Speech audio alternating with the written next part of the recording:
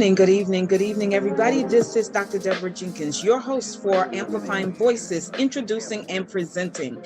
And tonight, my honor is to present Mr. Joseph Bennett to all of you, some for the first time and others as a presentation. He is a Philly artist and manager of 3 artists from the tri-state area. He's the CEO of 9 Militant Entertainment, and his motto is that he makes genuine hip hop and everyday life music, which includes every aspect of pain, trials, and triumphs. He tries to give listeners something different to think about and vibe to with every play. Ladies and gentlemen, meet Mr. Joseph Bennett. Good evening, Joseph. Nice to have you here on Amplifying Voices. How are you? I'm great. How are you? I'm great. We've been talking back and forth in cyberspace since January. I just noticed that today, and I'm so happy to have you here on this platform with me because of your bio. You are doing hip hop a little differently. You are doing it in such a way that restores the meaning to it that it had when it first began back when I was a young girl, when I was a teenager, actually. And I like the fact that you are doing it from that perspective. You've had a nice career. I would say long, but you're not that old, but long enough to know and understand the industry. May I ask you, what is your mantra? What is your formula that you've used to just stay in it? You haven't, you've just stayed with it. Can you share that with us? Honestly, just growth. With growth comes knowledge, and the most most efficient thing about knowledge is knowing that you never know enough. True. So basically, that hunger for more knowledge, for more ideas, for more creativity, like just that hunger, I guess, that makes it the motivation, Yeah, but I don't want to minimize it because let's be honest, every artist is not in search of greater knowledge, right? But you decided to keep searching for greater knowledge. And so that to me is a kudo to you and a distinction between you and many others, not to criticize them, but everyone really is not seeking greater knowledge. And so therefore they don't have the stick-to-itivism that you seem to have and that you have displayed. So it's knowledge seeking, and what else? Well, thank you. I appreciate that. But all right. Well, it's the hunger, the knowledge seeking, just the fun times, the good times, just mixing it together. Honestly, just treating it like any other business. You have to add your everyday life into it because, they say when you love what you do, it doesn't seem like work. So That's right. If I add my everyday life into it, it's not as hard. But of course, it still gets hard. It's not that easy. So If it was easy, everyone would be doing it. And I would have been successful a long time ago. I wouldn't even be talking about possibly giving up or anything like that because that wouldn't be the case. But we're here and we're grinding. We motivated. My artists actually, like I have younger artists, and they motivated me basically when I felt almost to give up. Like I felt that time was coming.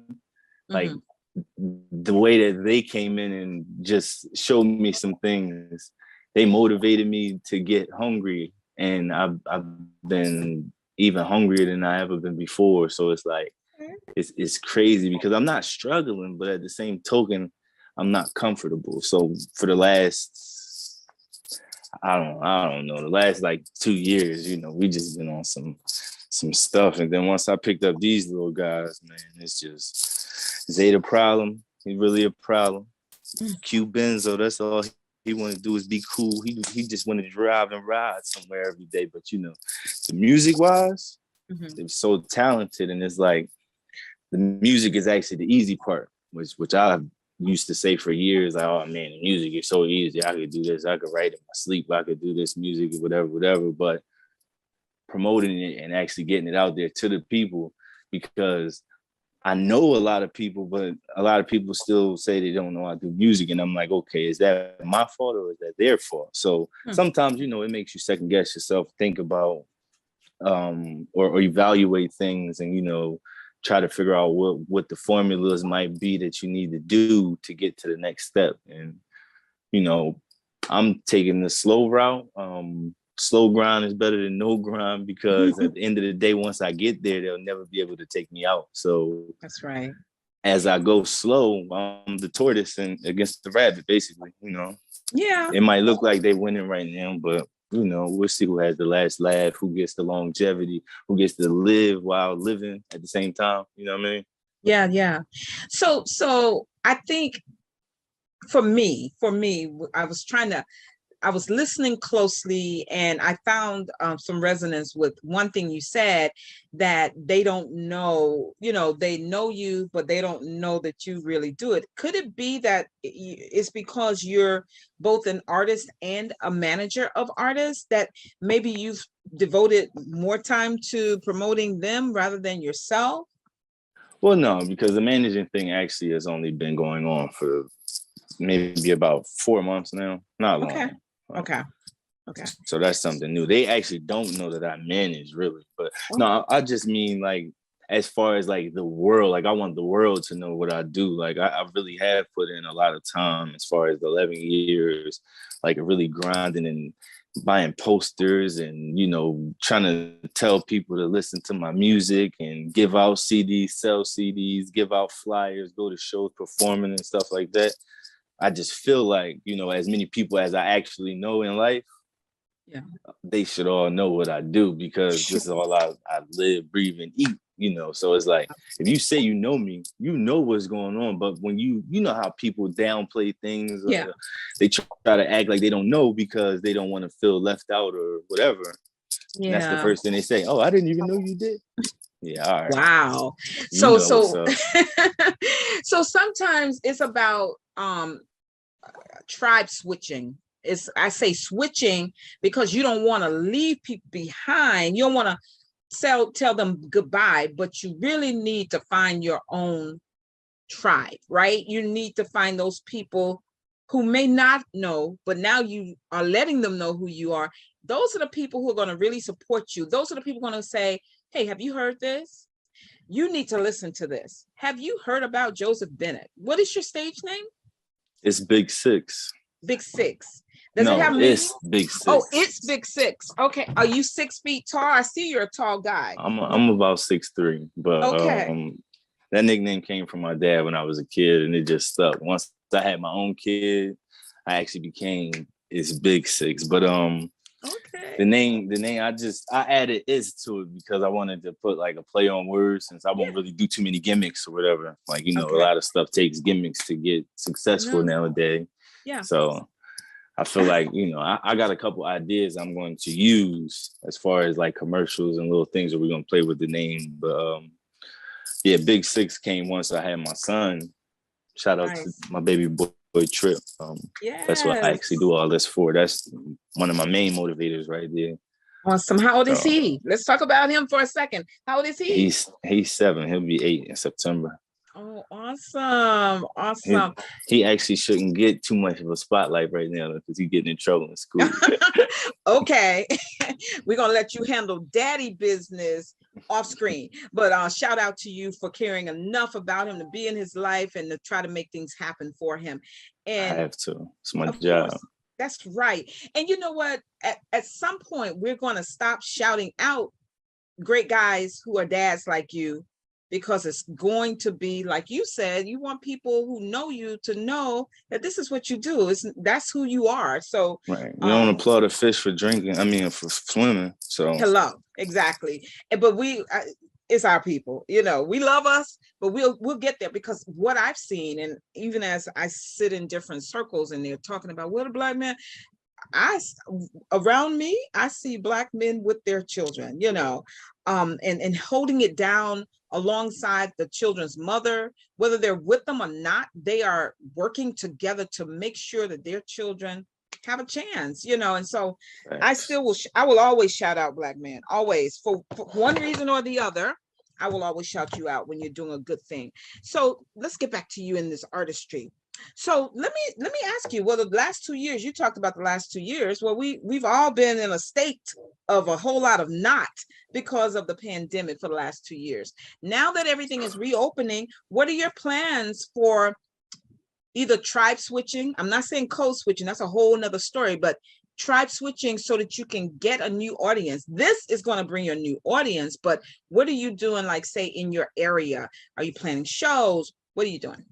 I actually have 11 show dates set up right now with one company. I think the first one is April 9th. It's All right.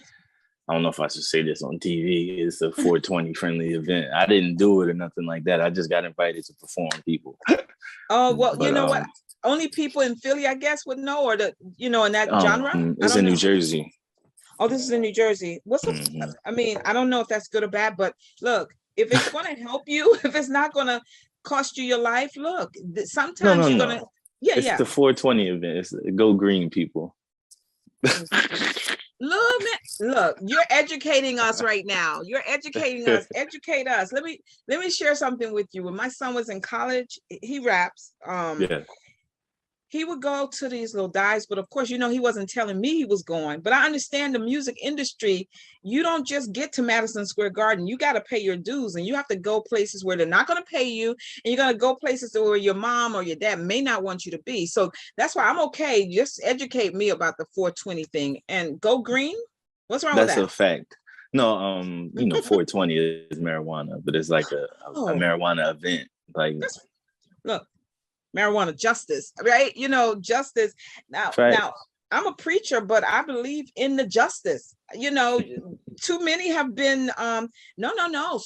There are churches hosting events to educate the community about the injustice and how through weed. 420. Yeah, that's the weed day. That's the National Weed Day, right? I don't smoke, but I know some things. Okay.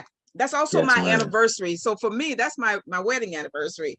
They say it's Hitler's birthday, but I think most people I never knew that. Yeah, my daughter rubbed it in my face the other day because it's coming up. But nevertheless, Go Green. See, I gotta get with the lingo. I know. What is wrong with her? But no, see, you're helping me and you're helping a bunch of other church folk who will be seeing this and saying, oh, what's that? And then they will see that I was the first square and they're going to be circles now because you talked about it. Listen, if it's something, listen, this is how I feel. I'm not about judgment like a lot of people are. If your family, but primarily if you are fine with performing for such an organization, why not? Because it really could be where you find your tribe. I'm not saying that you have to be in a smoke-filled room, but I'm saying you don't ever know who's going to be there. Absolutely. And, so good for you. And 11 dates. I'm proud of you. I'm happy for you. That's awesome. Are they all in Jersey? I appreciate that. They're actually going to be in Jersey and Philadelphia, but I want to say like 6 or 7 of them, we actually are getting paid. So I am even more proud to say that I've got, I think, 2 shows for my artists so far. They performed one time and it was in November and off of Elmwood Avenue in Southwest Philadelphia. It was like a dance hall trap show and they showed out, they did their thing or whatever. It was actually a competition, which I didn't even know. Mm-hmm. And one of them beat me in the competition. I performed myself. I was like, "Oh, wow!" Okay. So they did a very good job. They had one more show set up on the 27th. That's this Sunday, I believe. Of March. That's next Sunday. Sundays. Yeah. Okay. All right. Well, they have a show on the 27th coming up at the TLO on Cecil B. Moore. That's off of like 16th Street and Cecil B. Moore. That's in North Philadelphia. Mm-hmm. And then their third show will be in Jersey, and yes, they will be getting paid. Like I wish I had me when I was getting into this, Well, you've actually just paved the way for them. And guess what? You're going to get paid because you're managing them. So it's not you, but your time has not passed. You're still a young man. I mean, you understand? So absolutely. You have to just balance the artistry with the management, and you're going to be just fine. I think it was you and I who discussed Sable Network doing something in June for Black Music Month, right? So we're still going to talk about that offline, because we don't need to tell the people right now. We just need them to have their ears ready to hear you and your artist if you want to bring them along, because that's one of the things that's missing in our community. We're not helping each other enough. We're not, presenting opportunities enough, and we need to do that. We need to do that. So I'm happy for you. I'm real happy for you. So let me go into our second question. And I think we already sort of started it. So your approach to hip hop sounds a little like the nucleus of hip hop back in the day, when this storytelling of the art, the genre, was so important. Even when we got to West Coast artists and the East Coast, West Coast beefs, everybody was telling a story. You didn't have to like all the stories, but they were crafting stories. Absolutely. I love that. So that's what it sounds like you're doing also. What makes you cling to that, and how are your artists also in that vein, or is it just trap music for them? What keeps you committed to this? Okay. I try to step outside and do a few other things here and there, but I'm good at it. All right now. Like when I most of my friends or people that I don't know, honestly, they give me like the best feedback anyway. But like as far as like similarities in what people say, whether I know them or not, like they usually like when I tell stories. Like that's my my specialty, like I might make a party song here and there, but it's not really my thing too much. So even though I want to make some club songs, that's just not what I do. Like the club songs I make will be by accident, honestly. Okay. Like after we record them, it's like, yo, that's low key the club joint right there. Like, oh, yeah. No, but that was not like the intent. But if it happens, it happens. Right. Like I like it, but it's like, oh, I did that one by accident, but I'm happy about it. I think I'm getting better with being able to create my ideas before I do it. But sometimes, like, I used to make the song and I'm like, in my head, I want to do it like this. And then once I go and record it, it doesn't sound the way I wanted it. So I'm like, I don't even like the song. But the people still like it, or, whoever's in the studio, my engineer, whatever, they give me their feedback. And it's like, no, you can do this, just add this or take this out, or no, it's perfect. And, I'm my hardest critic, honestly. And that's one of my biggest problems. But I'm working on it. Well, please work on it, because you can stand in your way. I mean, reaching for perfection. I don't know if we're going to get that while we're here, and I don't even know I think it might be a strive. I think nothing is wrong with that. But I just feel like we can truly be too hard on ourselves. And that gets in our way. So stop it. Listen to the people around you, because if they're liking your stuff, I think it's great. And maybe take a risk on their opinion over yours, because that you're your harshest critic, Let me give you some encouragement. I don't know if you know this story, and you may. Deborah Cox, you know her, right? How Did You Get Here? Yes. Okay. So she made that song. It was wildly popular. And it was like a huge song for her. But her voice is so great. It didn't blow her up to be like this major artist that we all wanted her to be, because she sounds so good. Mm-hmm. But one day they remixed it into a dance beat in a club. Guess what? Her tribes was switched. The LGBTQ community, they loved the remix. They made it a dance song, the same song. Yeah. And her career was like kind of revived in that community. And I'm not saying that you or any artist in particular should look for a whole nother group, but sometimes it happens just by happenstance. And so you keep doing it the way you feel comfortable doing it. You never know if, like you said, you put a couple of higher beats on there, and now you have a dance hit, you know. So just keep doing what you do. Can you share like a song? I'm not saying you have to rap or anything, but can you share like a theme of one of your favorite songs by yourself? A theme. Yeah, like in the lyrics. Oh, okay. I've been going through some things. Missing did the struggle, but we always had the muscle. I learned so much from the hustle. I would never live with shame. I had ups and I had downs. Till I came up, I stayed down. It got hot, I'm not found. I'm a veteran in the game. Running towards the finish line, winning on my brain. Never think of competition, there's always room for gain. Just grind, maintain focus, never let them see the pain. Listen deep inside my mind, let me show you a few things. There we go. I can't give them too much though. I mean, they got to listen to the music. That's the iTunes is about to come up. I just sent the paperwork for the LLC, so the company is really on its way to becoming a thing. Like, the next thing is to sign my artist. And I'm sorry I didn't answer your questions earlier, but my artist, one of them does do a lot of trap type music, but he also has emotions and the family ties, and he can sing a bit. Actually, all three of them can sing. Q Benzo, he can sing, but he likes to rap more. And like I said, he's more of the trap. And SP Luch, he does more of the trap music too, but he can sing as well. But he's more of pain, honestly. Like all his stories are pain, and you'll feel that. Like is that like emo? They call it. I'm honestly not too familiar with it. I heard of it, but I haven't really tapped into that too much. And I probably have heard it and didn't even realize that's what it is, to tell you the truth. Yeah. I mean, I have an 18-year-old, so you know, when one of the artists who overdosed, he was I can't remember, a couple of years ago before the pandemic. Not Juice WRLD, was it? Yes, Juice WRLD. They call him like one of the biggest artists. Yeah.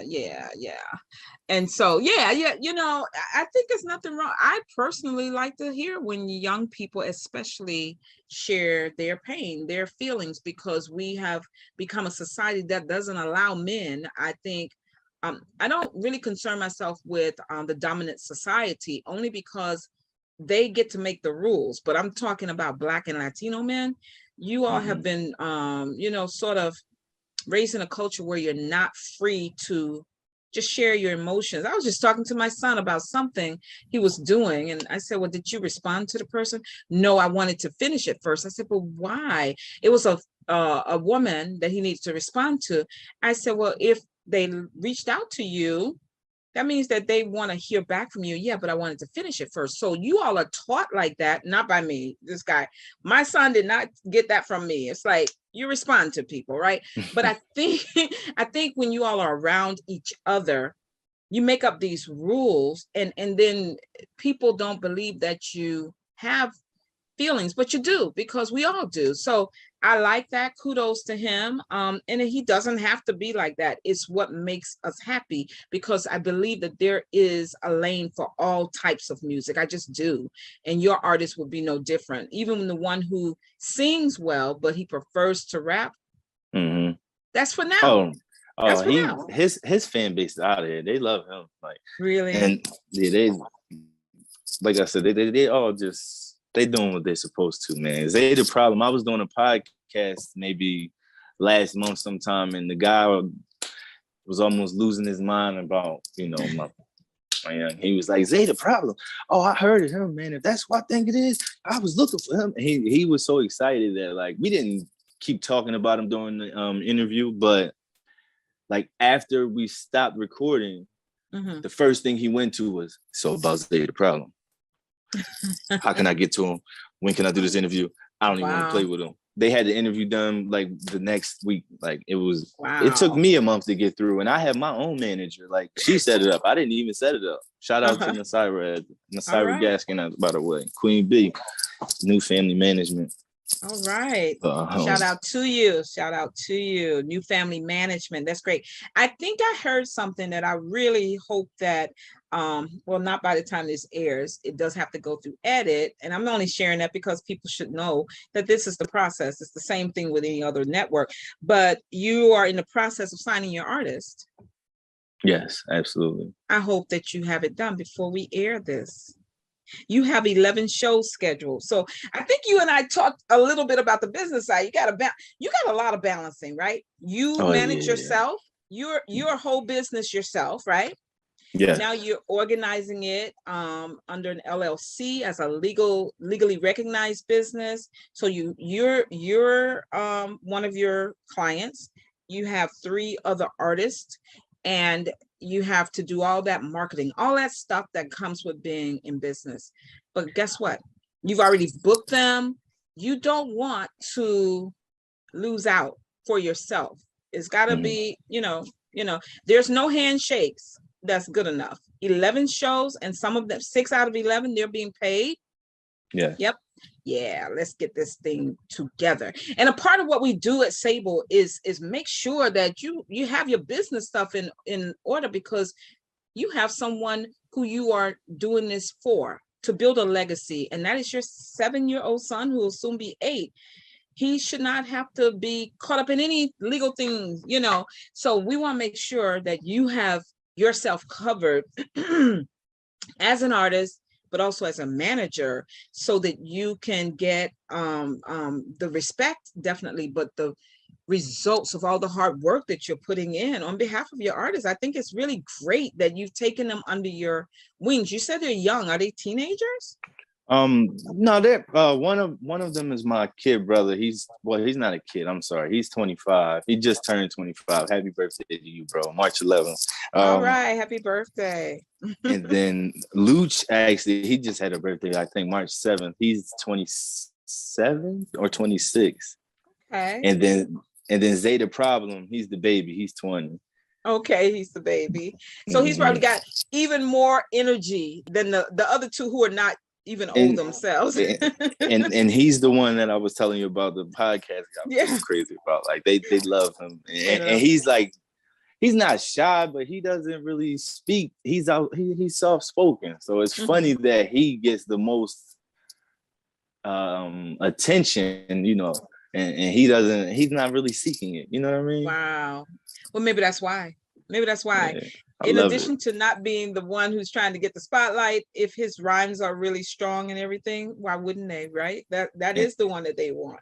And I can't even tell you what he does, but just know, Lil Baby, Rob Wave, 2C, all you guys need to watch out, man. Just step aside. Let's say the problem just coast on by. Roddy Ricch and y'all say hello. You know what I mean? For real. Y'all gotta share, man. All right. Unless y'all want him to take it over, because he coming. He's that good. And I like Lil Baby. I don't know. Isn't Roddy Ricch from Philly? No, Roddy Ricch is from California. Oh, okay. All right. So you letting them, you putting them on notice that they coming through. Your boys coming through. Oh, they coming. We all coming. Y'all all coming. I love it, and I want to be a part of it in terms of June. Let's do this on the hip hop side. Because I believe that we all need opportunities, and I am certainly here for it. Everybody needs it, and if more of us are doing it, more of us will do it. That's my philosophy. If more of us are doing it, more of us will do it. Sometimes people wait to help you, to see what's going to happen, but then some people are late to the party, right? And they can't even get in because it's too packed. So I would rather be here saying, I'm sitting with Joseph Bennett today. It's Big 6 in March of 2022, and he's about to blow up. And I was there at the beginning. I like those type of stories. That's the kind of story I like, because I don't need to be there to mooch off of you or anything. I just like doing my part to push you forward. And even the lines you just shared with us were impressive enough for me to say, yes, I want to hear more. And I definitely want to hear with the music, because I like to dance. So what is next after this string of dates that you have scheduled? What is next? You've organized your business. You have all these bookings. What comes next? Honestly, we want to add as many bookings as we possibly can until our feet are sore, and we can't even speak anymore because we've been yelling through microphones. Pause. No, no, no. But I think that's great. but you know, we've been doing our job too much. You know, I want to hear them complain about I'm working too hard, like, because I don't care. Well, look, that's perfection, you know. And when I say perfection, I'm not talking about you being too hard on yourself. I'm talking about the craft, learning the craft, becoming familiar with it. And I think what's also, and I have a friend, oh my goodness, I think I may have mentioned, I gotta get her to you some kind of way, because she's been in the record industry for over 20 years.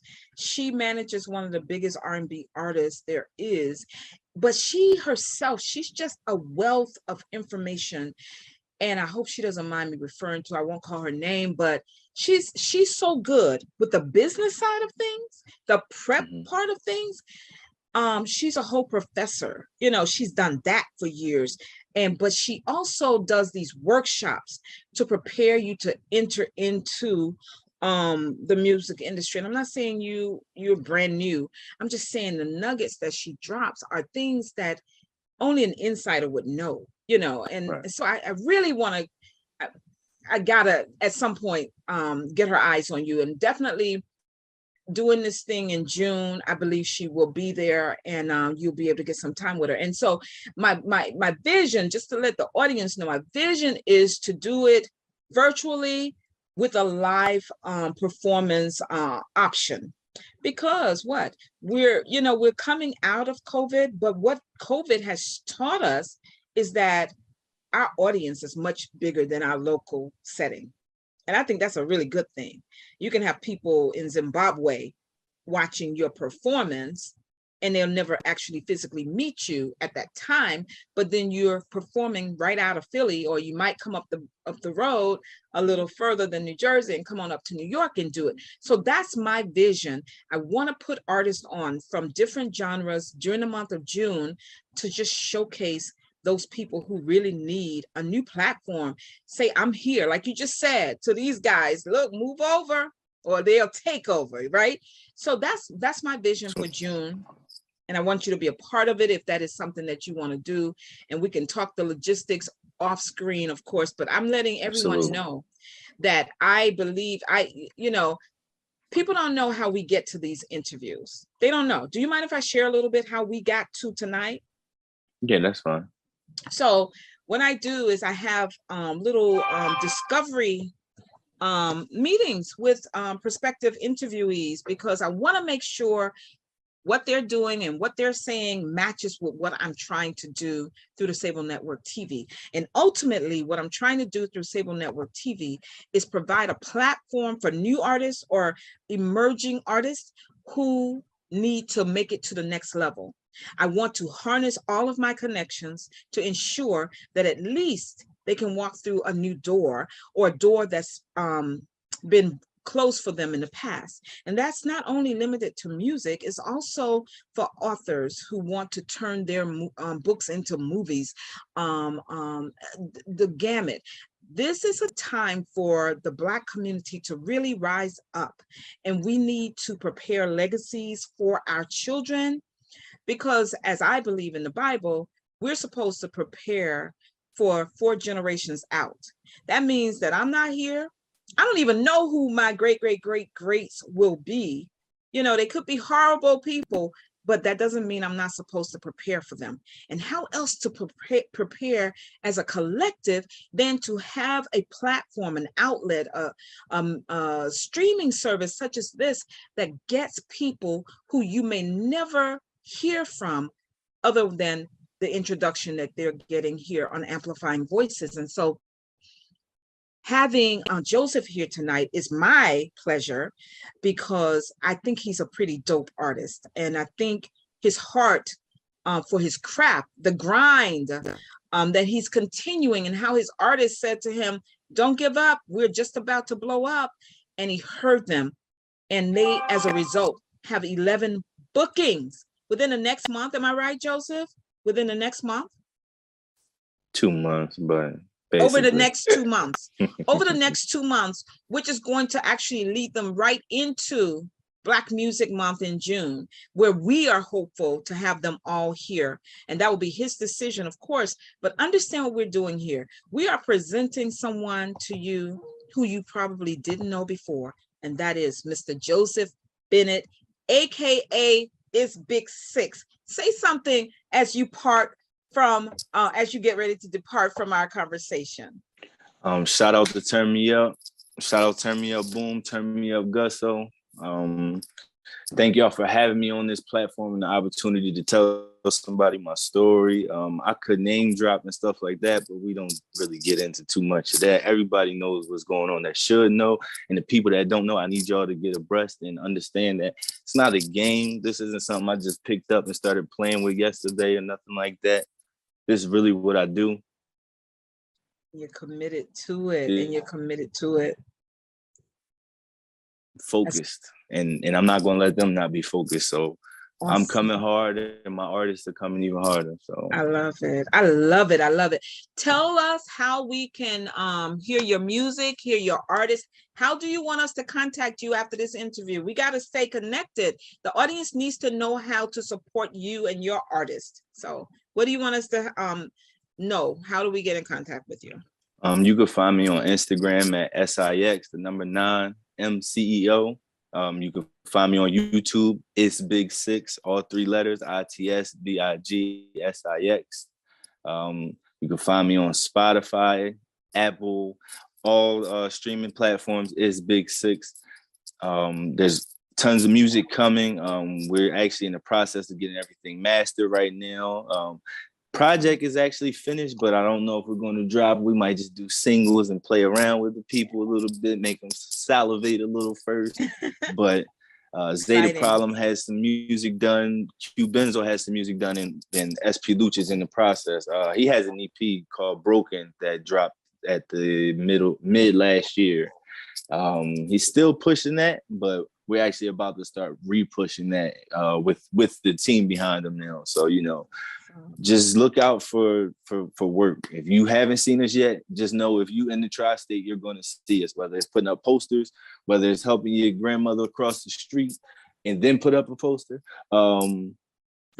Whatever it is, you're gonna see us though. We're gonna even if we got to go back to passing out CDs, you're gonna see us outside. You're gonna see the militant logos. You're gonna see the stamps, and you're gonna see smiling faces, and hopefully we can keep it that way. And because, you know, I love it. I love it. I love it. I'm excited for your vision to come to fruition on a larger scale. And we are happy here at Sable Network TV having you before you blow up, because I know it's coming. I know it's going to happen. And so we thank you so much. It's Big Six for being our guest tonight, and we are looking for great things from you. We're going to stay in touch so we can plan out how we're going to do this thing in June, because we know it's going to be nice. Ain't no doubt about it. I really appreciate you too, and I look forward to it. You're welcome. Listen, everybody, this has been so much fun for me. You all, if you know me, you know I'm an old school hip hop head. But I will allow some of the new stuff in because I like to think I'm cool.